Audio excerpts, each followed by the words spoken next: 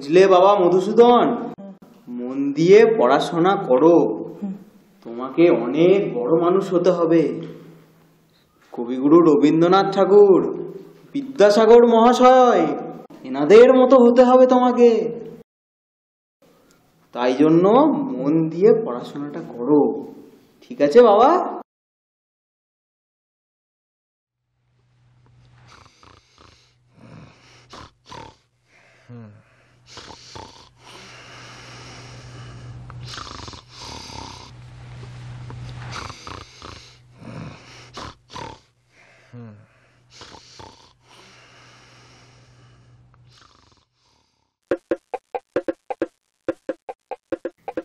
ফের তুমি দুষ্টুমি করছো?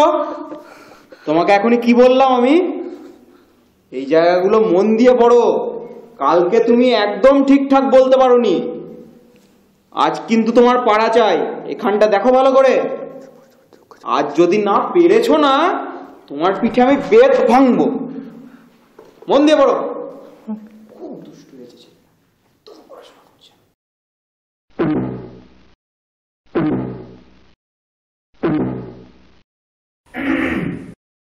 আরে আসুন আসুন। কি কালাচাঁদ বাবু? আগে মধুসূদনের পড়াশোনা কেমন চলছে? আগে মধুসূদন অত্যন্ত দুষ্ট বটে, পড়াশোনায় খুব মজবুত। কোন জিনিসটা একবার বই দুবার বলে দিতে হয় না। যে জিনিসটা আমি একবার পড়িয়ে দিয়েছি সেটা কখনো ভোলে না। তবে আমি আজ একবার পরীক্ষা করেই দেখব। তো দেখুন না। কেমন রে মধু, পুরনো পড়া সব তোর মনে আছে তো? আগে মাস্টার মশাইটা বলে দিয়েছে, তা সব মনে আছে। বাহ, তবে তুই আমাকে বল দেখি, উদ্ভিদ কাকে বলে? যা মাটি ফুঁড়ে ওঠে। ঠিক ঠিক, একটা উদাহরণ দে। কিছু বললি? আরে রসুন মশাই, রসুন। এখনই কিছু বলবেন না। আচ্ছা, তোমার পদ্য পাঠ তো পড়া হয়েছে, কাননে কি ফোটে বলো দেখি। কাকা। তবে রে, কি মশাই মারেন কেন? আমি কি মিথ্যে বলিস নাকি? আচ্ছা আচ্ছা আচ্ছা, সিরাজউদ্দৌলাকে কে কেটেছে? ইতিহাসে কি বলে? পোকার। মিছে মার কে বলছি? শুধু সিরাজউদ্দৌলা কেন, গোটা ইতিহাসটাকেই পোকায় কেটেছে। এই দেখুন।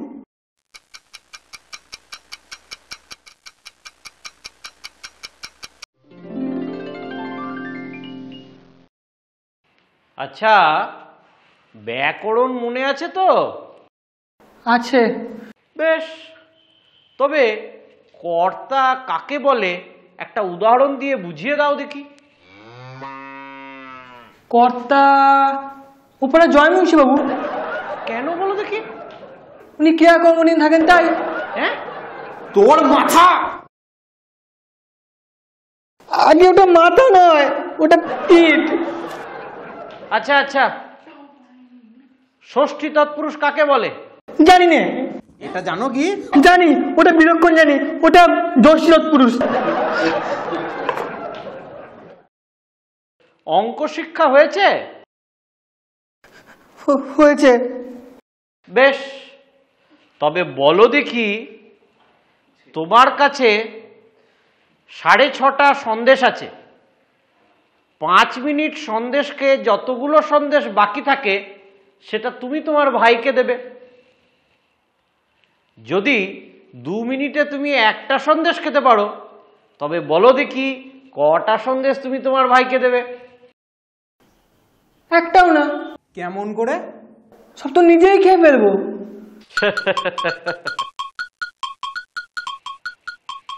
আচ্ছা, বেশ বেশ।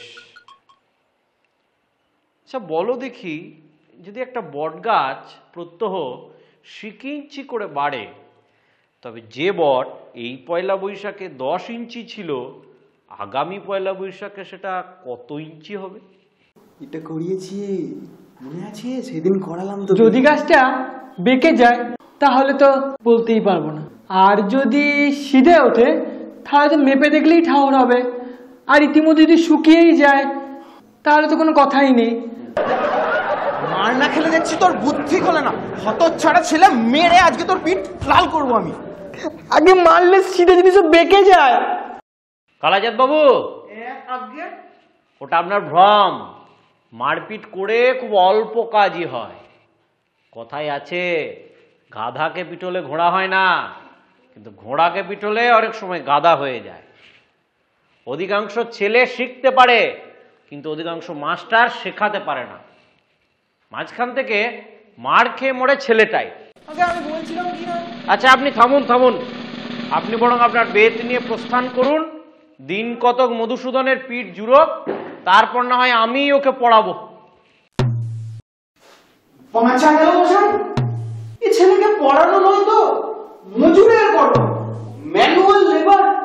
30টা দিন একটা ছেলেকে কুপিয়ে 5টি মাত্র টাকা পায়। সেই পরিশ্রমে যদি আমি মাটি কোপাতে পারতাম, দেন 10টি টাকাও তো হতো।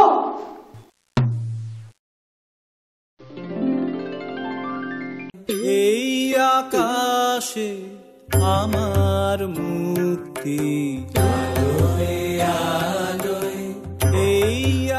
বাঁচলাম। কাল মাস্টার এমন মেরেছে আজও পিঠটা চচ্চড় করছে। এটাকে তাড়িয়ে ছেড়েছি।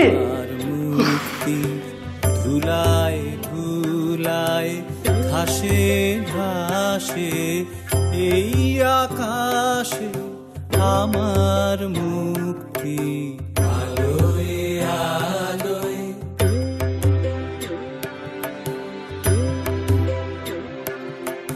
দেহ মনের সুদূর পারে হারিয়ে ফেলি আপনারে।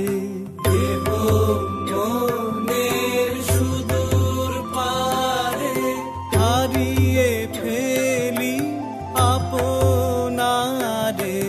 গানের সুরে আমার মুক্তি ঊর্ধ্বে ভাসে, এই আকাশে আমার মুক্তি।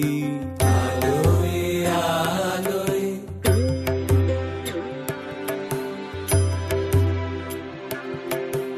আমার মুক্তি সর্বজনের মনের মাঝে।